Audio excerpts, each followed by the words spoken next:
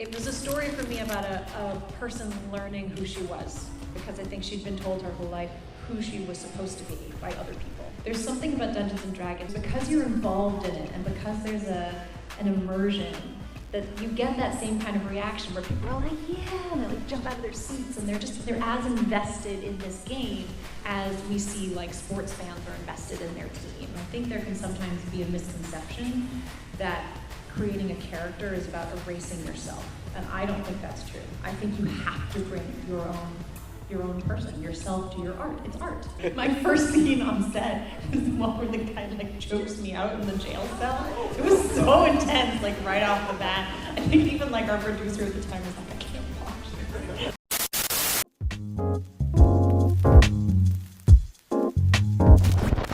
All right, hello everyone, how are we? Woo! It's so lovely to see you all here today. It's wonderful, wonderful. Welcome. Give you guys a round of applause. This is my first ever panel, so I'm so happy to meet all of you wonderful people out there. Yes. We have an incredible panel planned for you today. One of the greatest talents in the industry, I have to say. Since her groundbreaking debut in True Blood, she has gone on to star in some of the most culturally defining pieces of pop culture media. Whether you know her for her on-camera charm or her D&D mastery, her bridging of reality and fantasy is an experience to witness. But that's enough praise for an all-star. Please help me give a warm round of applause for the all-star Deborah and Woll.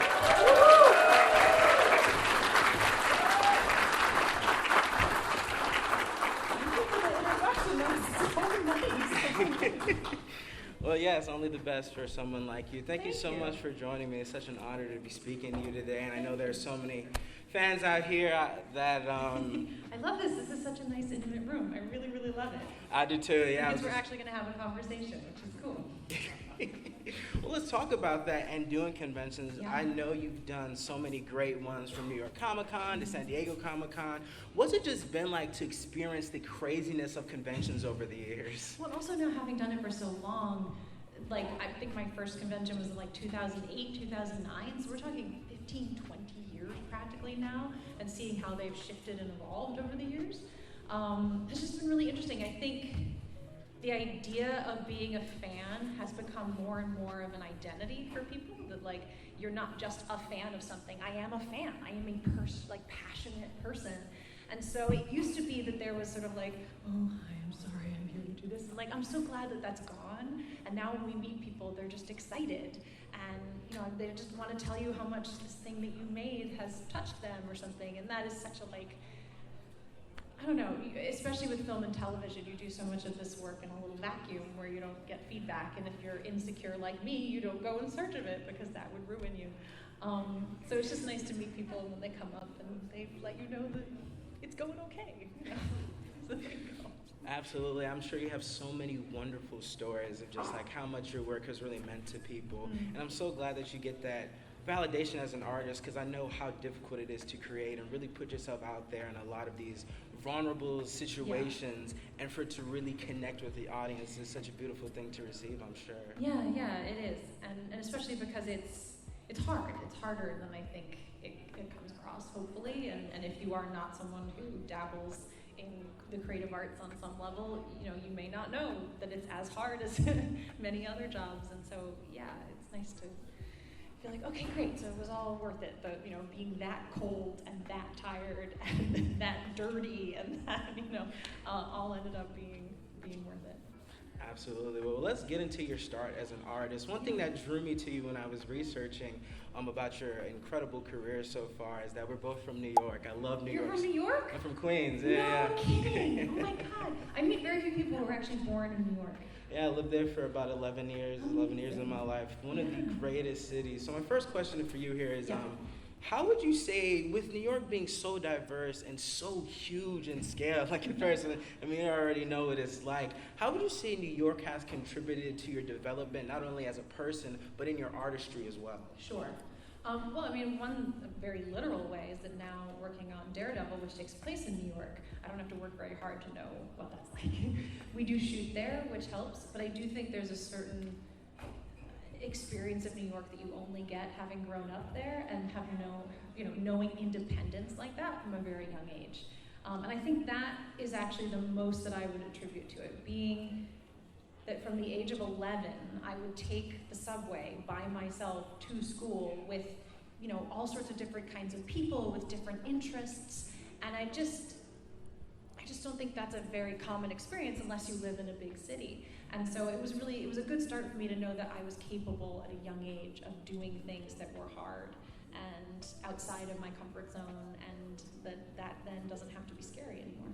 Absolutely. I told my mom once, I was talking to her, but I am so grateful that I grew up in a city like that, just because of what you're talking about, and to experience the diversity. Yeah. I'm so, I went to school with so many people from different backgrounds, and to just carry that with me, not only as a person, it's just great life experience in general. You start to realize, like, everyone has a story, Absolutely. and everyone has something to share. Absolutely. And, you know, the more open you are to hearing everyone else's stories, really the richer your life is. Absolutely. Well, I want to talk about some of those rich stories you've talked about. You know, you've had the honor of being in so many wonderful projects. I'm curious, how would you say you've grown as a person with your art? Like, how has your art inspired change within you as a human? So, for one, I got my first job when I was 22, and I was playing someone who was 17 for the entirety of the show. So I was playing someone very young, and I actually never had a real rebellious teenage stage. I've been very square my whole life. I've been nerdy. So playing that character was actually kind of like engaging with a part of myself and a part of life experience that I actually never had. But then it kept me in that place because I sort of had to be that person and go through that experience, because True Blood actually only took place over like 2 to 3 years of story time. So they hadn't really aged that much within that time. And so I was so excited once I then wrapped there and went to Daredevil that I could play a grown-up, because I was changing off camera and becoming a woman and not so much a young person any longer. And I wanted to start bringing some of those more complex themes into my work, and Daredevil then gave me the opportunity to do that, which then grows and expands who you are. I think my characters are often much braver than I am, and some of that is because you have that support net of a story, right? So I can be braver as Karen Page or as Jessica because I know where it's going. Whereas in life, I find myself being quite risk-averse and quite nervous and scared in situations because I don't know where it's going. And the roles have definitely helped me find strategies, ways to be brave, even when I don't know the outcome. So it's a good practice. I get to practice being a better person, a braver person. That's a wonderful answer, and it really does show throughout your work, and especially just meeting with you and talking to you briefly backstage, I can see how the arts have really changed you and have allowed you to grow into the person you are. And just watching many interviews you've done, it's been so inspiring to hear you speak about your stuff. I mean, I'm serious, it's just really amazing to see you be so open about a lot of your vulnerabilities that really do help you bring to life a lot of these colorful and rich characters. I'm going to talk about that. True Blood, such Jessica Hamby, what an incredible role. I was doing a lot of research into that character before coming on stage with you, and to just see that progression of the character, even not watching the show, just learning about that progression and seeing a lot of your scenes. I mean, that's a phenomenal character, and for how the character to start as, something that was kind of going to be like, just a kind of pass off from you to go to a lead in that series is astonishing. With True Blood in your pocket, how would you say that set experience has really prepared you for what has come after True Blood? Hugely. True Blood was the most extraordinary beginner's, film, TV acting course I could ever take. I mean, that show was so wild. I mean, I worked with animals, I worked with kids, I worked with blood, I worked with stunts, I wore harnesses and got thrown around, I, wore prosthetics, I wore teeth, there was just, it was drama, it was comedy, it was horror, it was romance, it was such a wide-ranging show that I touched a little of everything and anything that this job could ask of me. So when I wrapped that show and went on to Daredevil, and they're like, have you ever done harness work? I was like, oh, wait a minute. So I feel very confident. There's really nothing you can throw at me that I haven't tried because of that show. And then on that show, working with Alan Ball and Anna and Stephen and Alex and all of these extraordinary, and then not to mention freaking Dennis O'Hare, Fiona Shaw. I mean, the incredible performers that we had on that show. As a young actor, very green in film and television. I'd done a lot of theater, but was new to film and TV. There just couldn't have been a better primer. I learned so much. Amazing to see how that experience has translated. You know, we're about to get into a lot of the stuff you have done since then. And it's awesome to see that you had such a great foundation to stand on. You know, for a lot of people's first projects, it really is, it informs a lot of where they go after. Mm-hmm. And to see you have such a great experience working, I mean, True Blood went on for a very long time. Yeah, 7 years. 7 years of experience, of learning and trying new things and really experimenting has really done a lot for your career. And, you know, Jessica's journey is so interesting because I remember, you know, Jessica grew up in like this very Christian, very like strict household, you know, and then we see her transition into this more open, more free character, even though she was going through this new struggle, this new journey. I'm curious, as a person and as an artist, why would you say, and you know, using Jessica as an example, why do you think that sometimes, even in our own struggles that we endure, there's kind of like a freedom and an openness in what we go through? I mean, I hope there's freedom and openness in that. You know, I had someone once describe to me that, you know, when the sidewalk gets cracked, it's very hard to, like, just to fix that crack. Sometimes you have to sort of take the whole thing up and just put in a new piece. But also, within that crack, now the water can get in there, and now, like, plants grow, and, like, it might not be it's still a crack, it still exists, it's not healed over, but other new experiences and thoughts and feelings and things that you know about yourself can come from a crack, I feel. So, you know, we all have our struggles, we all have the things, our traumas, our experiences that are negative and are harmful and all those things, and they happen, unfortunately. And so it's about what then does that experience make you, or what do you make of it on some level? And so, so I enjoyed, it was a story for me about a person learning who she was, because I think she'd been told her whole life who she was supposed to be by other people. And so this was her through, you know, the different people in her life kind of coming into her own. And that's kind of where I wanted her to end. I wanted her to end on her own. So the show ended a little differently than I was hoping for, but that happens. But that was the story for me, is sort of a person figuring out who they are. What is that like as an artist? I'm going to talk about that briefly. There's a way you think the story is going to end, but, you know, the writers and the wonderful people who help make such a massive show like that have another plan for the storyline goes. How do you as an artist kind of reconcile that? Because there is sort of an ego thing with that, you know what I'm saying? Like, well, not in a bad way, but it's just like you have this vision and idea that you really want the character to go for, and it can sometimes go on a completely different path that you never would have expected. I mean, I think it's always a bit of a dance, and depending on where you are in your career and certainly how well the show is doing, like I've often heard, you know, the first season is the storylines are really controlled by the writers, the second season you do it together, and by the third season the actors are in charge. I don't know if I'd be quite that cynical about it, but I do think that the writers and the actors start to work together a little bit more as time goes on. Now, writers are absolutely breaking story. They're coming up with that. But I think if they're good writers and they've worked with the actors, they know not only what your strengths are, but they know what you're curious about. They know what type of story you are interested in telling, and they are going to sort of write with that in mind. And they're going to be open when you say, hey, I love this piece of it, but I wonder if this little bit could be tweaked, because maybe there's something interesting to talk about here that I specifically know about, because you're an artist as well, and you want to bring that to the work. So it does become more of a collaboration.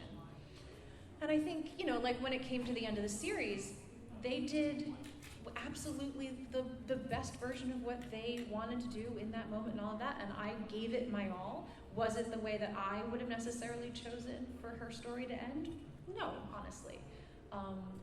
But that was okay, and we're just telling a story. It's all an experiment, honestly. For all the money and effort that goes into this, it's just art. It's just a bunch of kids getting together to try to tell stories. and we happen, to be really dedicated to it and have spent our whole lives learning how to do it well, but that's all it is. Absolutely. Well, I want to talk about, we were speaking about new experiences. Sort of a new experience in your career was being on the God of War franchise. Yes! God of War Ragnarök, of course, you take on the role of Faye, correct? Mm-hmm. So, and correct me if I'm wrong, of course, that was your first ever video game role, correct? Yeah, I hadn't ever done any work like that before. So with that in mind, what was your set experience like, and what did that teach you? Because, you're coming on to a project that had already been a first game. So oh my God. those connections are already established. Yeah. So what was that set experience like for you? So, first of all, it's Santa Monica Studios, which are an extraordinary company. I just think they're doing some of the best work in video games now. I didn't know much about that world, and when they asked me to come and do it, I went and I watched, like someone had pieced together all the cutscenes from the first God of War, the 2018 one, I think. I was blown away. The level of storytelling and artistry and craft that they were putting into these stories. Like, I remembered, the games my brother used to play, which were like, look out, they're coming from around the side. Like, it was just very not interesting, and you just filled a lot of things. Yeah. And this was like a true, honest story about a father and son, and then learning to be together and work together without their mother in the picture. And I was really just blown away by that. And by then I was just like, I'm all in. And I love performance capture work. And it might be specifically with Santa Monica Studios because they're so extraordinary at what they do. But it is playtime. It is being on the play yard with your friends when you were 5 years old, and you're like, well, I'm a Ninja Turtle, and look over there, and the aliens are coming out of the sky, because that's all you're doing, right? It's just imagination games. And I feel like being a Dungeons and Dragons player and a dungeon master has really prepared me for performance capture work, because it's all imagination. And I had a great time. Chris Judge, can say so much with a grunt. And getting to work with him and the experience that he's had, because that was my job on Ragnarök. It was just like 2 days falling in love with Chris Judge. It was a pretty easy gig. Yeah, I met Chris Judge in person. Really wonderful man, wonderful actor. He had a massive undertaking with the role of Kratos because, coming in after the great T.C. Carson and really building your own legacy with an established character, it's such an interesting thing to do as an artist, because there's so much history and so much love that you have to respect when you're stepping into those shoes. There's a whole audience you're appeasing to. But you also want to bring something new, Absolutely, right? It can't just be a retread. So it's a hard path to create. Yeah. Absolutely. I want to talk about Faye and that love, that dynamic you and Chris Judge had. Super well done. You already know that. That was phenomenal. That was great. You did that. It was really well. You and Chris Judge had a phenomenal dynamic. What was your favorite part about bringing Faye and Kratos' love story to life? Well, I think because she's not in that first game, there had been this mythos about Faye that had been created through kind of the ideas and the memories and the stories shared by Kratos and Atreus. And I was very excited to humanize her, to say, like, yes, we create these big stories about the people that we've lost, but she's also just a person with flaws and with all of the failings of every human being, right? So I was excited to bring that into the picture. And so it became about this relationship between two people and what do they need from each other that makes this an essential connection. And Chris and I, honestly, I wish I had more to say about it, but it was so easy. It was so, not easy in terms of like the work, but it wasn't hard to just connect to each other and tell this story, and the writing was so beautiful. The hardest part is you've got these huge helmets, this camera that swoops around the side. So anytime you need to like put your heads together, you can't, so you have to go like sideways.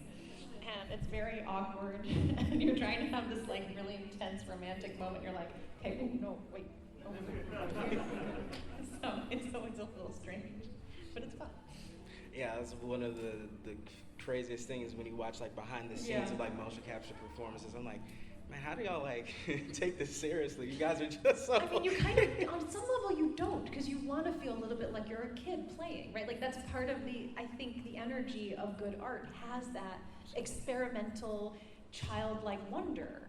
And so you do want to keep that alive. And I know there's a lot of actors that do a lot of what we call fourth wall work. So if you're on a stage or you're in a film set, the idea that you like build the wall between you and the camera or the audience so that you feel immersed in that space. I am a different actor than that. That is more work and cuts me off more, honestly. So in a situation like this, if we were doing a scene or you were the audience, I don't do that much work about erasing you. I just go, okay, who are you and why do I need to talk to you? And why you're just more important. And I think it allows energy to continue to flow between this communication. So whether that's an audience or a camera or a giant head helmet with a thing and you've got dots all over you and you're in this like weird skin-tight suit and everyone's like, don't look at me. And it's sort of like just accepting. You just accept that that's where you are and what you're doing. And that's much easier then to just go, okay, so now all I'm adding is this story and who you are and what we need to get figured out. So yeah, acceptance, I think. I want to talk about that acceptance and energy, right? So the interesting thing about the God of War franchise and Faye herself is that these newer series of games is a spin on the Norse mythology, right? There's so many different adaptations of any number of mythologies. And my question to you is, we have this thing with AI and recreation of performances and all this other stuff. But why, in your opinion, is it so important that humans get to tell these massive, bold stories time and time again and add their own spins to something that is so popular and loved? There's a reason why you look at great literature, like Shakespeare, let's say.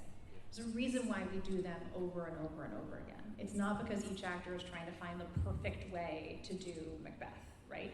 It's because each actor brings their own story to Macbeth. We watch it because we want to see you. We want to see the artist. And I think there can sometimes be a misconception that creating a character is about erasing yourself. And I don't think that's true. I think you have to bring your own person, yourself to your art. It's art.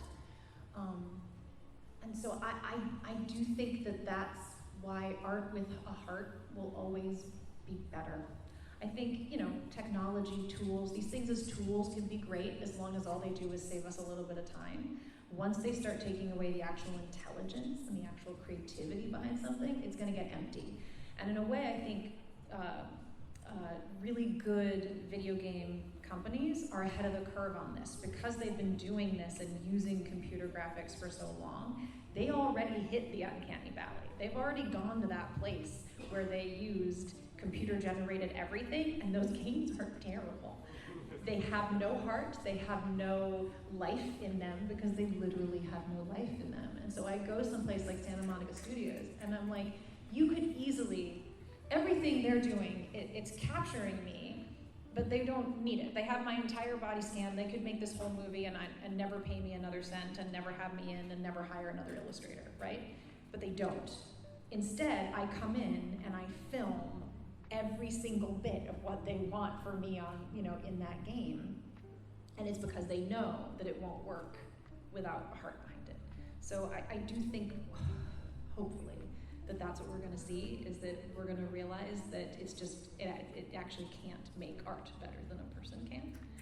Thank you.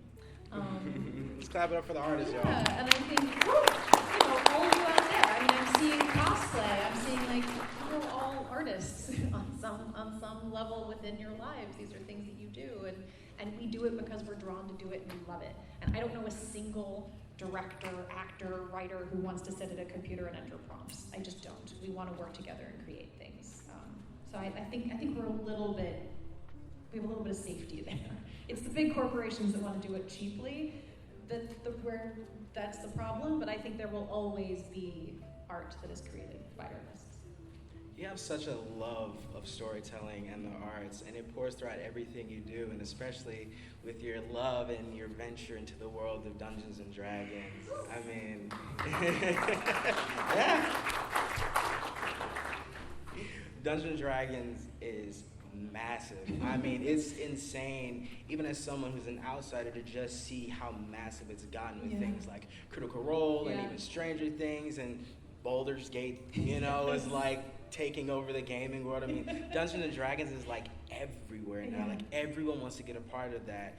How did you get introduced into the world of Dungeons and Dragons, and what has kept you captivated to play in that world for these many years? Yeah. So I always wanted to play as a young person, but as any of you who are, Dungeons and Dragons players out there will know, the hardest part of playing D&D is finding people to play with and scheduling when to do it.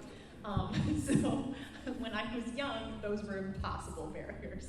I could not find anyone to play with me, and so it wasn't until I was 25, and one of my managers at the time had been playing since like the 80s, like 2nd edition.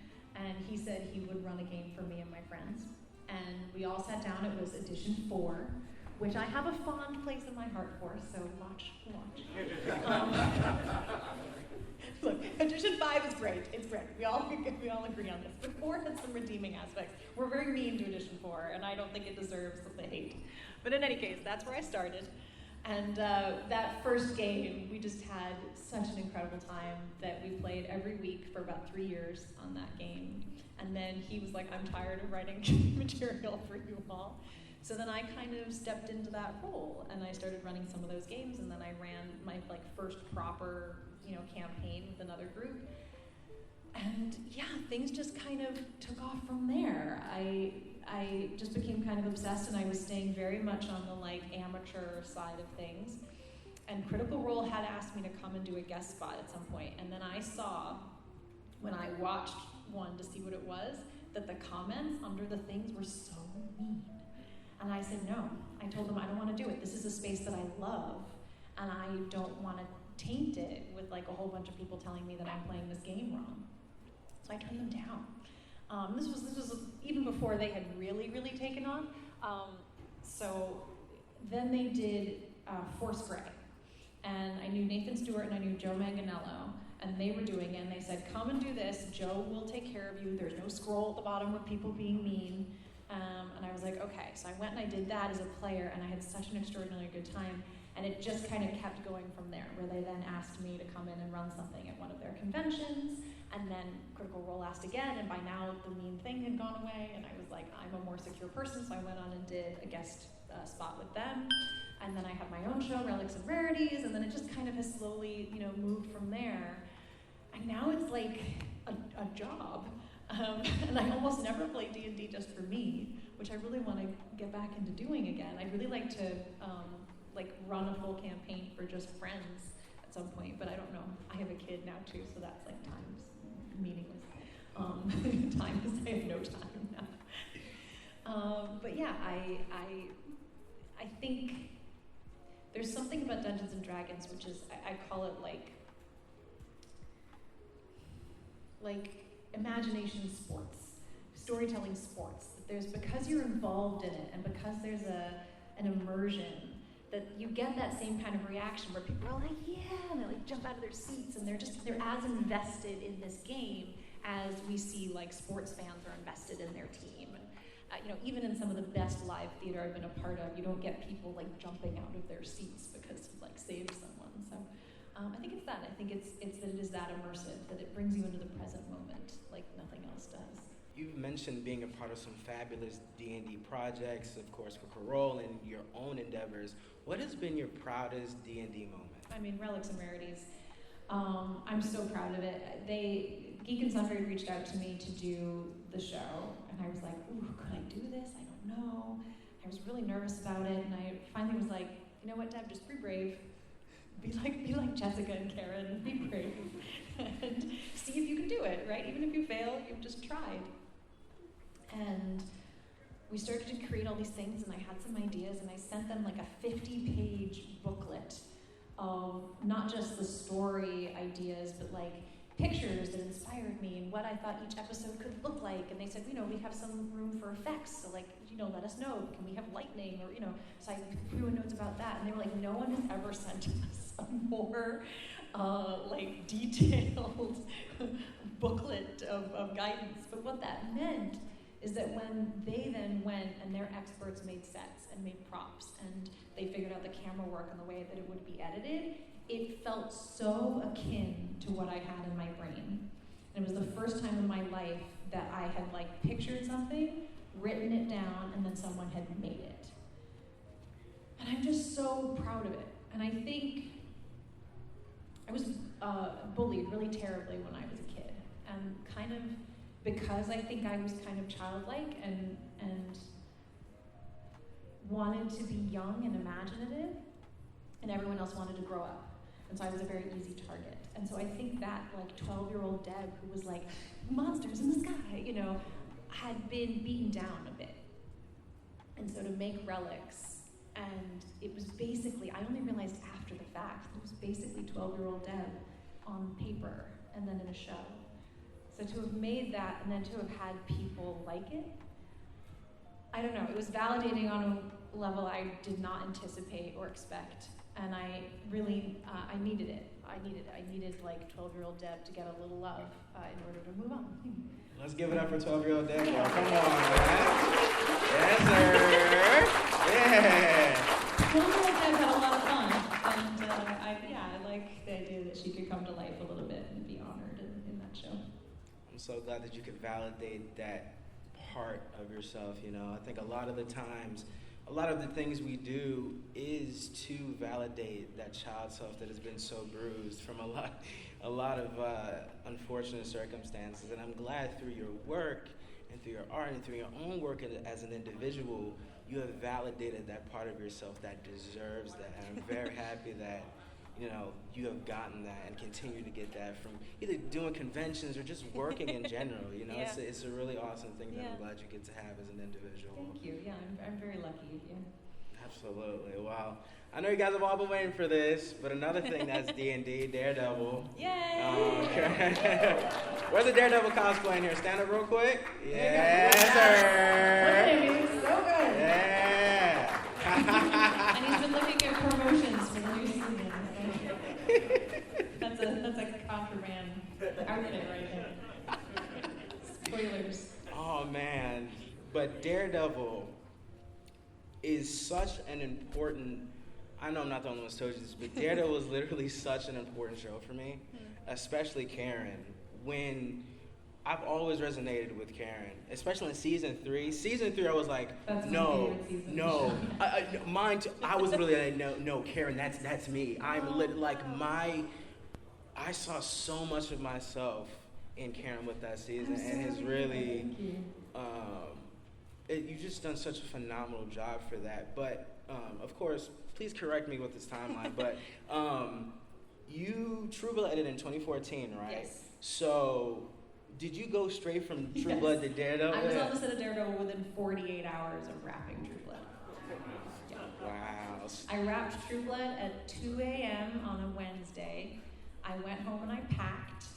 I was on a plane that night to go to New York, and then the next morning I was in the chair getting my hair dyed blonde and getting in my costume, and I think I filmed the day after that.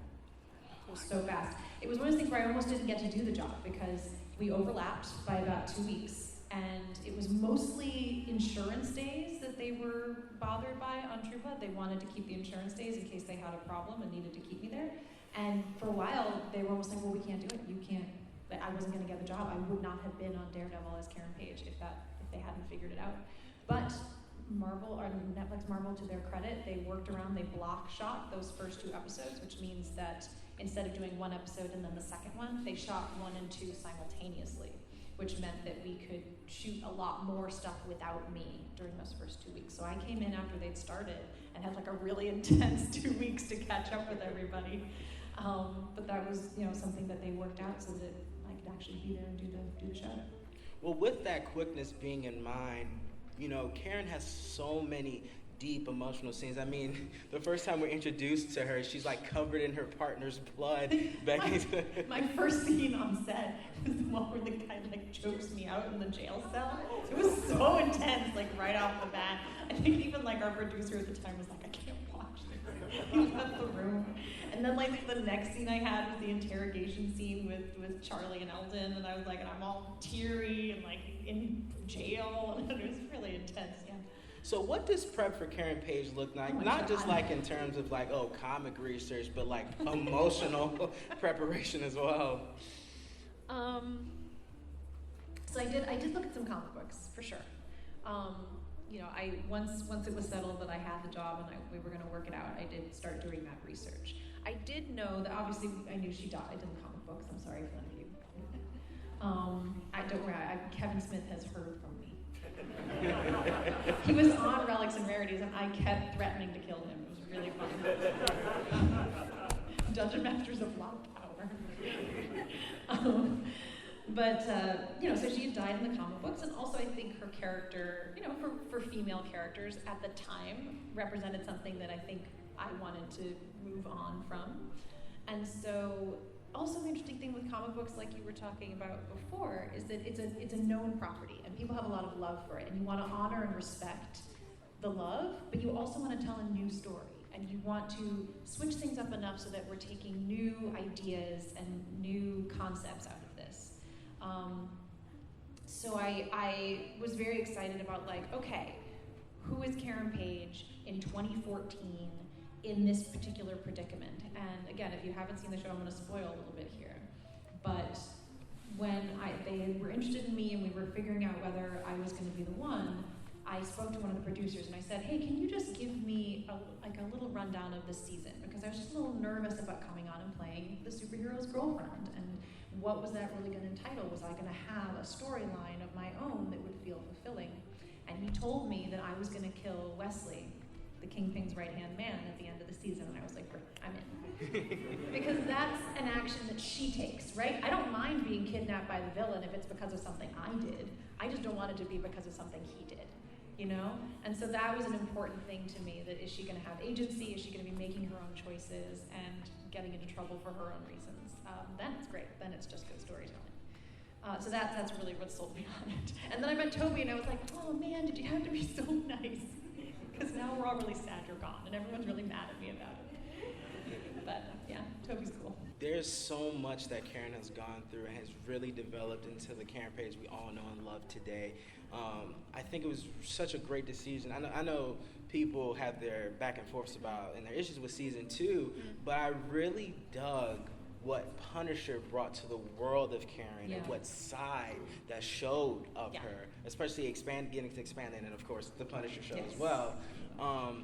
What is it like being able to show these multiple sides of such a complex character, not just with Karen, but all the other characters you got to play over the years? Yeah, I mean, we want to see these characters in as many different situations and with as many different people as we can, because that is when it starts to bring out these different aspects of themselves. And I think Karen particularly is someone who's hiding.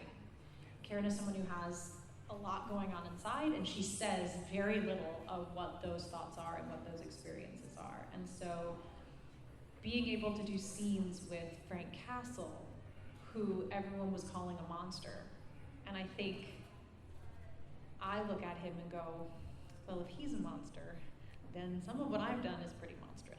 And therefore it puts a different perspective on how she looks at him. And I think I really enjoy having his presence is really interesting, because I think on the scale, the kind of gray scale of vigilantism, I guess, I think Karen falls kind of somewhere in between Matt and Frank. And then a little bit more of this is a case-by-case basis, right? I don't know if we can live by these black and white rules across the board. And so it's good to see her kind of get pulled in one direction and then push back the other way, and then have an experience that shoves her all the way over here and then come back. And, I get, I think a lot about Frank's story and loss and how much she relates to that. And so in a way that Matt doesn't really talk about. He isn't a vengeful superhero. He's not doing it because of his loss on a certain level, whereas Frank certainly is. And I think Karen's a little more akin to that. I definitely agree, and we get to see a lot of that. You said season 3 is your favorite season. I want to nerd out with you a little bit about just how phenomenal that season is. I mean, genuinely, in my opinion, that's one of the best seasons of television. Thank you. Yeah, we had new showrunner Eric Olson came in. I loved our previous showrunners as well, but Eric Olson to me is my favorite showrunner I worked with. I want to talk about the Karen episode and how you literally made me cry that entire episode. That episode is probably it's very hard to watch for me personally. I'm like, yo, Karen is going through it, especially when she's like in the car and she's like calling her dad, and he's like, hey, yeah, you're not gonna be like, you got to stay over there. Like, I don't want you here at all. Like, there's so much there, and it's so deep and complex. What was the most shocking aspect of season 3? I mean, we'd always have this question of like, what is the deep, dark secret for Karen? And each showrunner had their own version of what that was. And it was all kind of in the same area, but every single showrunner, I talked to them about like, where are you? And then shared with them what I thought it was. Because obviously there's a big difference between like, I killed somebody or like, I used to be a stripper. Like you want to know like, where on this spectrum are you? Because that's going to shift how you feel about it. And so each one had a slightly different thing. And then when it came to Eric and he said, I actually want to do it. And I said, wow, okay, so we actually really got to start nailing down what some of these were. And my only thing to him is I said, it can't be something like she killed a guy to save a school bus of kids, right? Because you wouldn't hold on to that as regret in the same way as actually something that you shouldn't have done that was really your fault. And there were even moments, he really made good on that, and that him and then Tamara, I can't remember her last name, who wrote it, Wilkinson, I think. They were so excellent about not only like hearing that concern and writing something really beautiful, but then when I read it and I was like, this is great, can we even go a little further here, right? Like at one point, I think the boyfriend was chasing me in the car when we had the accident, and I said, I think it's better if he's not. I think it's her fault, right? She was just driving too fast, she was too high, and she let her emotions get in the way and she crashed the car, right? Like then it's solely squarely on my shoulders. There's no one else to push it off to, and I really want to push in that direction. And they said yes. And so, the fact that he was willing to be that open and flexible and let me have that much to say. And then, God bless him, I love him so much. He took the entire crew to upstate, New York for a week to shoot a family drama in the middle of his superhero show. And for me, a relatively less important character on the show than, his Kingpin and his Daredevil. And I don't know, I felt so honored and grateful that he was willing to do that he thought the character and that I warranted that kind of time. I don't know, it's really like, to this day, I'm the most touched by the fact that we got the opportunity to do that. Really am, yeah. It doesn't happen a lot. I'm glad that you have gotten that experience. I want to talk about Daredevil Born Again, of course, and if you guys have any fans out there have any questions, start getting them ready. I can't tell you anything, but please ask. What was it, obviously we saw Charlie and No Way Home, and Born Again has been through so much, a lot of changes, a lot of stuff. Yeah. What was it like to finally get the call that, hey, like, Karen is back and you'll be taking over? Well, I was a little sad when she wasn't, more than a little sad, and I didn't really know why. I didn't, I was like, oh no, I must have done a terrible job, as if nobody wants to see anymore. It gets to you on that personal level, but you do start to learn that like, these are big businesses and nothing is personal. Like they don't have enough time to be personal about anything. So it's just a decision that gets made, and it doesn't, like the worst they're guilty of is a little thoughtlessness, right? So it really isn't. And but once they kind of realized that part of what made the show strong was this history, that everything we had built and brought into it was meaningful and important for the show. And then they called and said they wanted us back, and I was a little nervous because I was like, I don't really want to come back in like a lip service kind of way where we're just paying lip service to the old show and it's a cameo without really acknowledging what we built, right? I mean, on some small level, I helped build that show, and I wanted it to be meaningful. So again, it was like conversations with Dario and what is the plan and all of that, and he was able to, really impart to me that he knows that Karen is an integral part of this story and he wants to do justice. And yes, we had some stuff to work out with what they've already shot and things, but that season 2 would be coming, and it is coming, and we're very, very proud of it, and it does really feel like a continuation of what we built before. So. I could talk to you for hours. You're such an insightful person and individual. But I will pass you off to the fans. So are there any fan questions? Yes. So I have a True Blood question. One of my favorite characters on True Blood is Lafayette. Yeah. And it was so sad when we lost Nelsan, Ellis. I don't recall if you had any opportunity to work with him, but if you have any stories about him that you could share. And Nelsan. Yeah, no, I mean, he was a light. You know, really, you would enter a room and just feel like an aura and a presence coming from him. And then his work, it was kind of mind-boggling. You kind of didn't know how he was doing it because it didn't look hard. He just kind of fell right into it. He was one of the only people on set that was allowed to like fully improvise. We were all allowed to sort of say it in our own words in small ways, but he was the person that Alan Ball was like, you know this character and his voice better than myself or any of my writers will know, so we're gonna make story, but if Nelsan had something to add, it was like, absolutely. I remember it must have been a San Diego Comic-Con, because I did get to work with him a little bit. We didn't do a ton of scenes together, but a few things, especially in the later seasons. But it was a San Diego Comic-Con, and I hadn't spent that much time with him yet.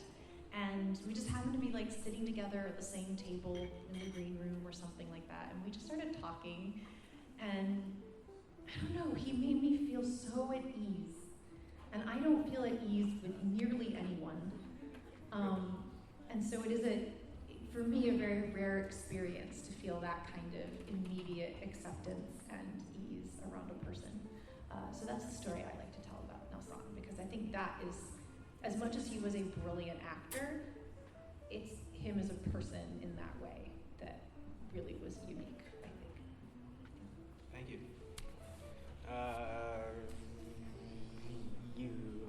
Tom.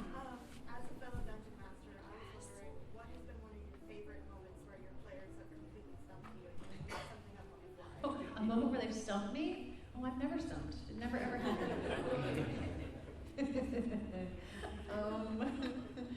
Great question. I mean, I'm being a little bit of a joke there, but I also think, you know, a good spot as a dungeon master, if you is actually just kind of going like letting it go and kind of letting it go where it wants to. I remember,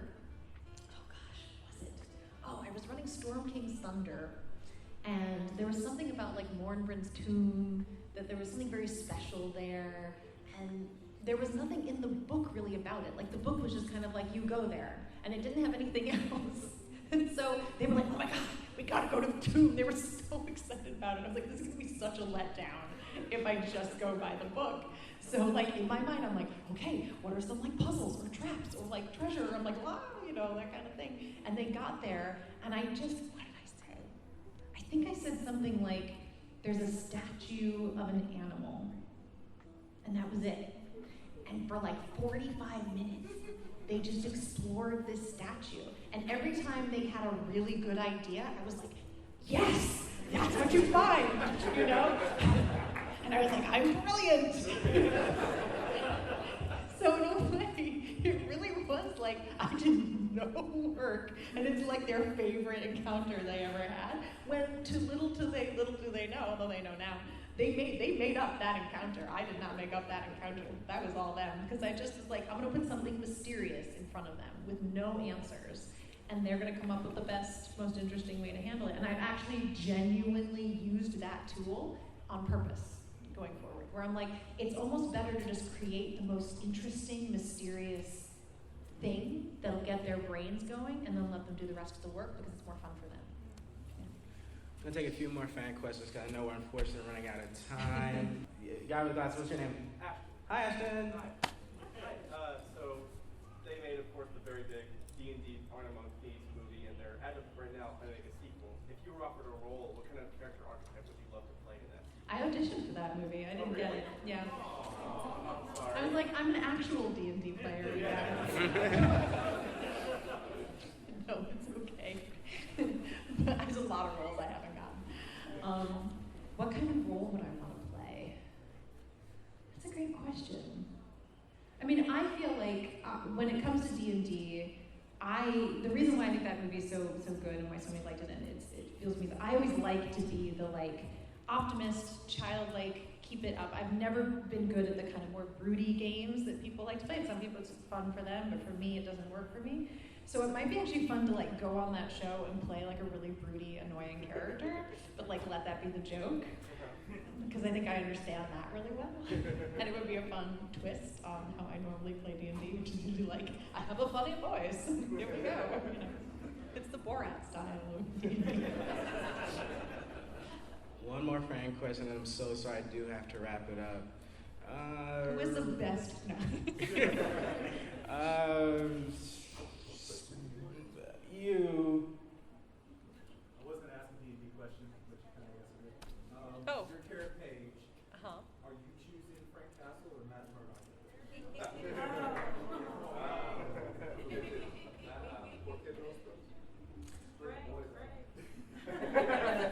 Let's see, raise your hand if you say Frank. Okay, raise your hand if you say Matt. No, wait, hello. Oh, that's fairly even. I'm gonna pick Jessica Jones. I think this is so cool. And I kind of really want a show where like Jessica Jones and Karen Page and Electra Nachios just like all like hang out together and save the world, and yeah, the boys could like go to prison or something. Yeah. That's my TV show. It's a pretty good TV show. Ladies and gentlemen, Deborah and Woll, thank you so much for everything you've done and everything you're giving. I appreciate you. You've done so much for the entertainment industry, and I just thank you so much. It's a great honor. Before we go, would you do the honor of giving us a group picture? Oh yeah, group picture. Oh, and also, Tales from Woodcreek. Yes. New D&D show. If you know the Dungeon Dudes, awesome channel on YouTube. I have a new D&D show coming out, Tales from Woodcreek. It's like this crazy fusion of D&D meets escape room meets immersive theater. I basically just scared the pants off of them. It's so weird and so cool, and like I think kind of a new way to do these live play shows. So please check it out. It comes out on Halloween. Tales from Woodcreek. I'm so proud of it. We're gonna be there. Yes, ma'am. All right, let's take this picture. Oh.